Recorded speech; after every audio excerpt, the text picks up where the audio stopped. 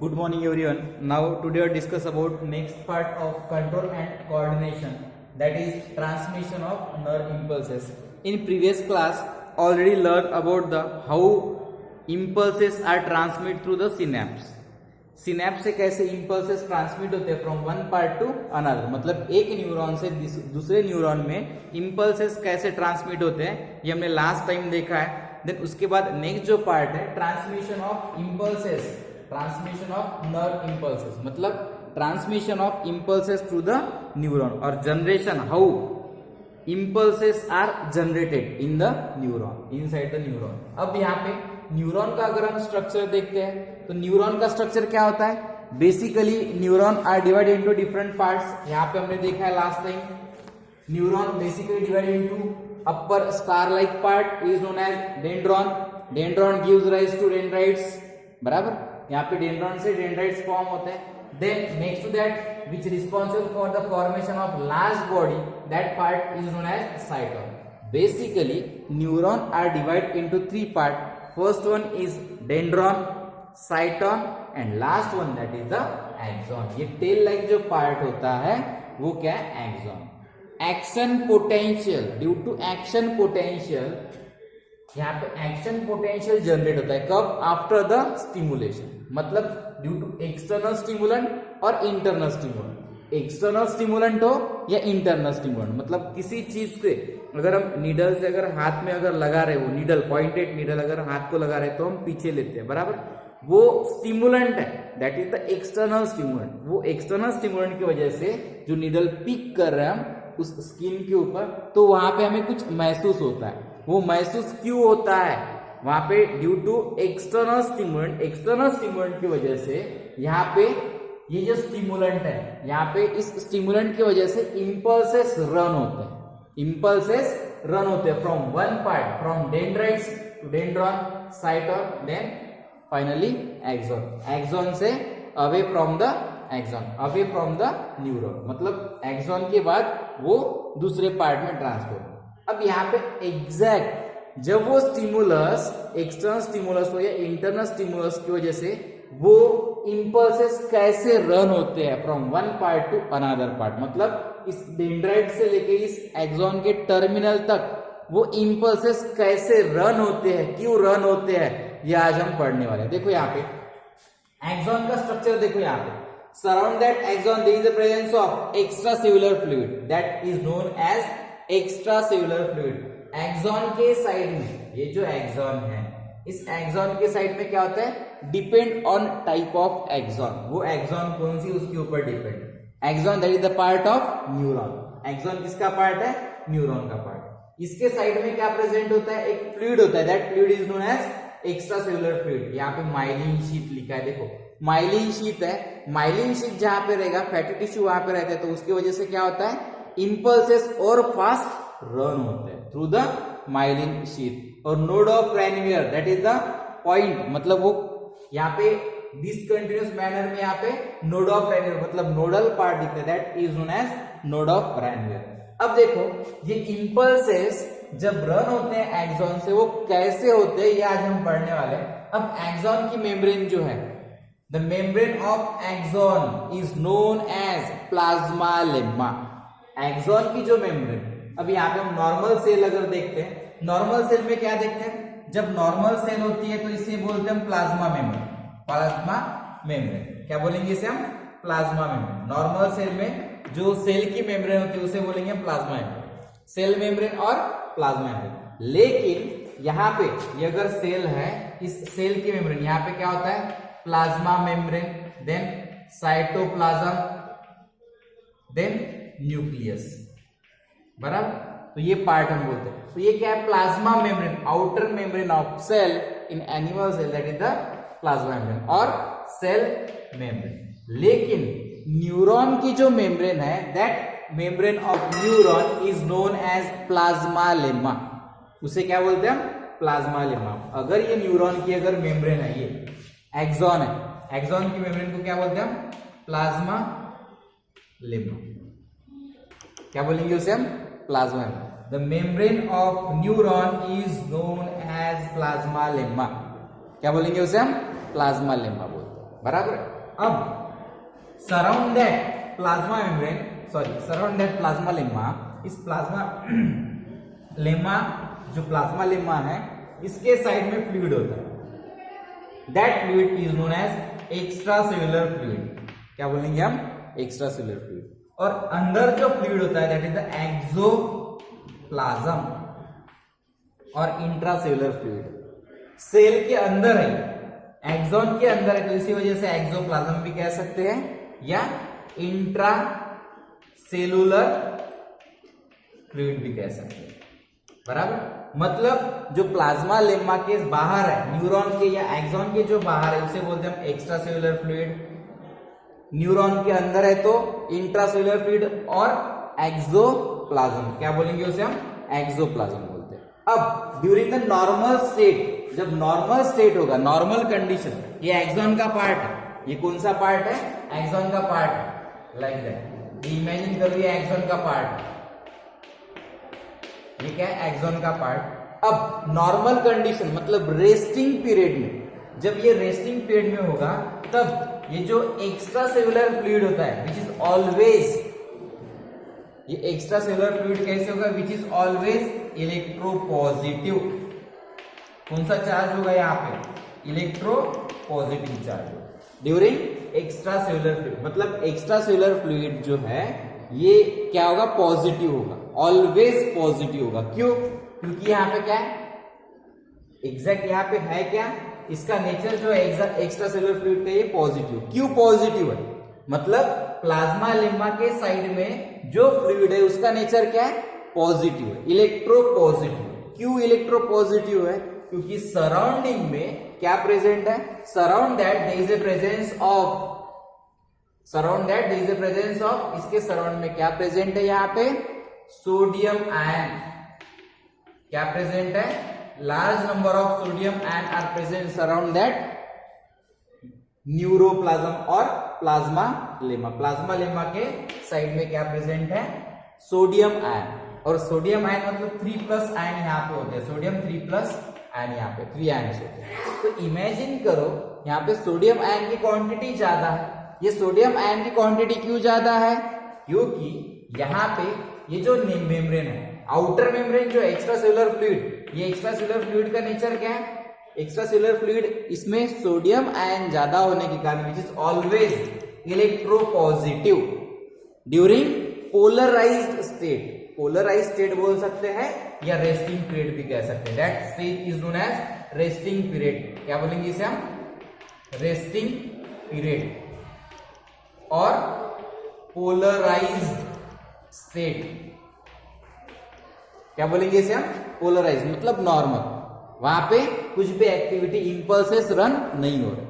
उस कंडीशन में ये जो प्लाज्मा लेमा है उसके साइड मतलब एक्स्ट्रा सेलुलर फ्लूइड का नेचर इलेक्ट्रोपॉजिटिव है, बट ड्यूरिंग पोलराइज स्टेट और resting period the nature of axoplasm या इंट्रासेलुलर जो फ्लूइड होता है इसका नेचर क्या होगा? इलेक्ट्रोनिगेटिव, इसके अपोजिट इलेक्ट्रोनिगेटिव होता है। अब इलेक्ट्रोनिगेटिव क्यों होगा? Because inside that axoplasm there is a presence of large number of protein. क्या है ये? प्रोटीन यहाँ पे प्रेजेंट होते हैं, और ये जो प्रोटीन है that is the polymer of amino acid. Protein क्या है? Polymer of amino acid. उसके अंदर वो निगेटिव चार्ज होने के कारण यहाँ पे क्या होता है? ये जो पॉलीमर है अमीनो एसिड्स के, यहाँ पे निगेटिव चार्ज होता है। अमीनो एसिड्स के polymer that is the protein, ये प्रोटीन होने के कारण यहाँ पे क्या होगा? निगेटिव चार्ज होता है। मतलब ये बेसिक रिक्वायरमेंट है।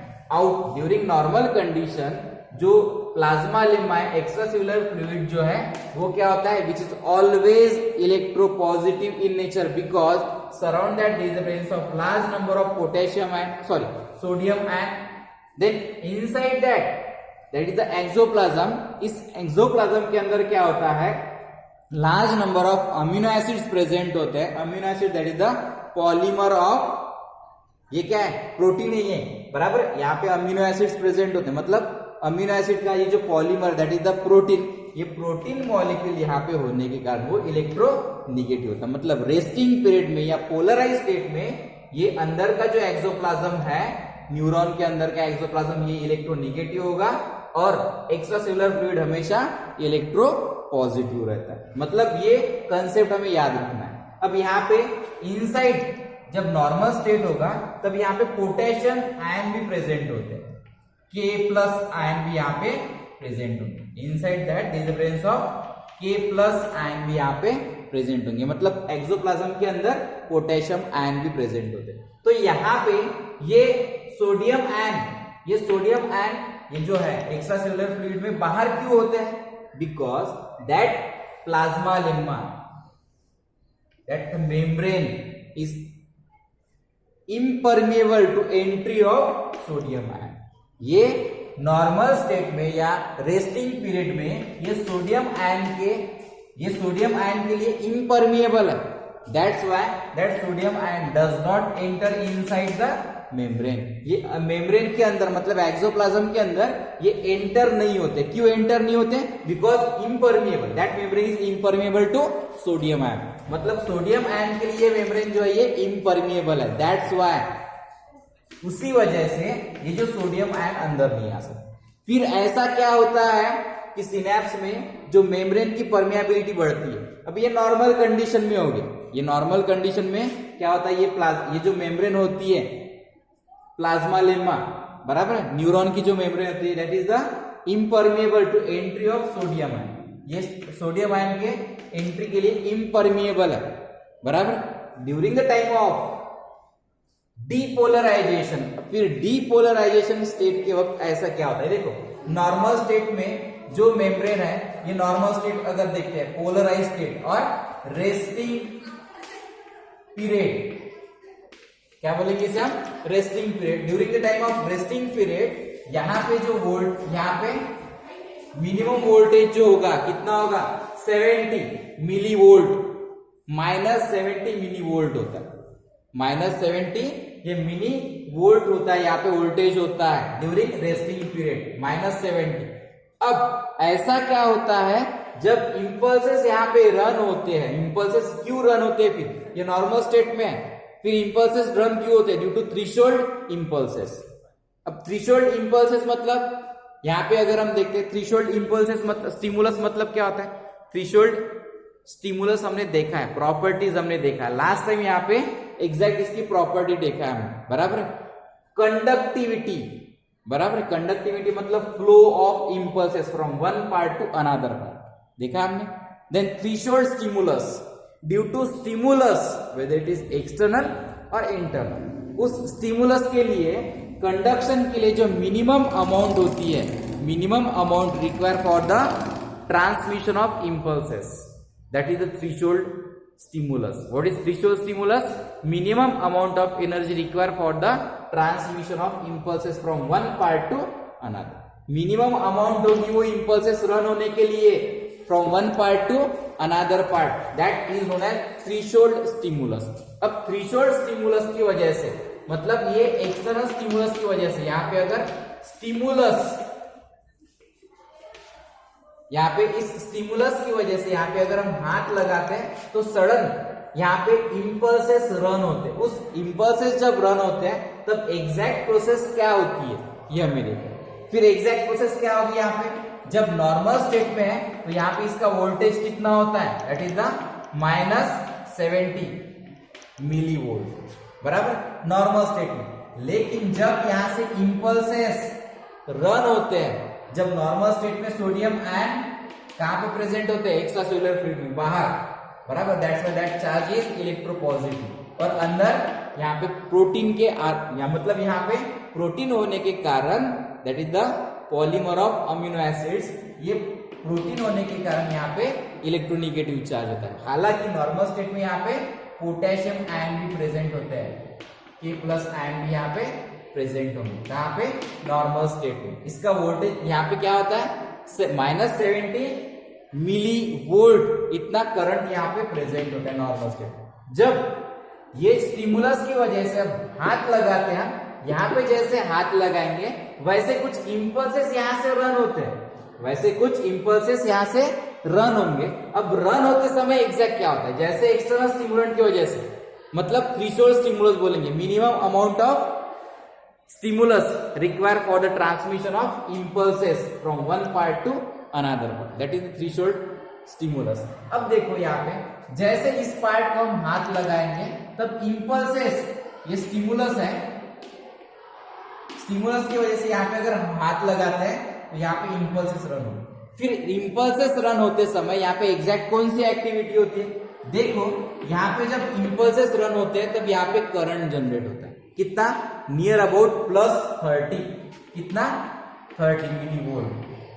+30 मिलीवोल्ट ये करंट फॉर्म होगा.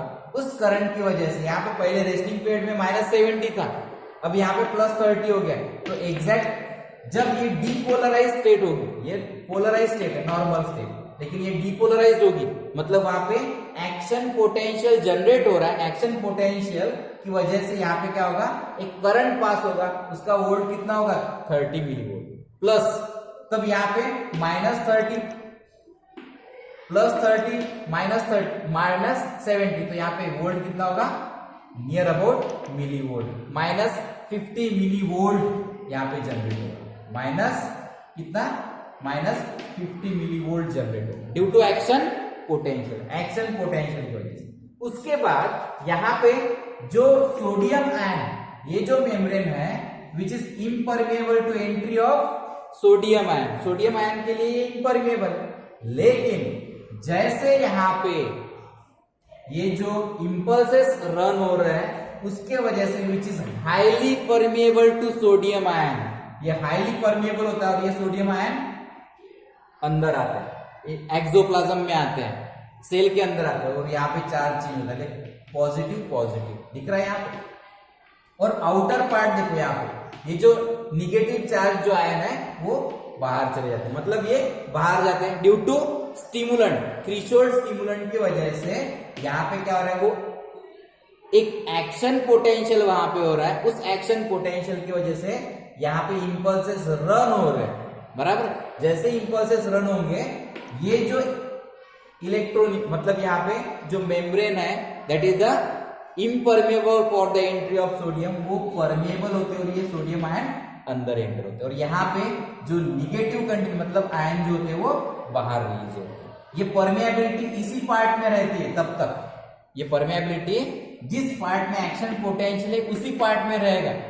लेकिन जैसे ये इंपल्सेस यहां से यहां पे अगर जाते हैं, इंपल्सेस यहां से यहां पे अगर जाते हैं तो फिर से यहाँ पे पॉजिटिव चार्ज होगा, यहाँ पे निगेटिव चार्ज.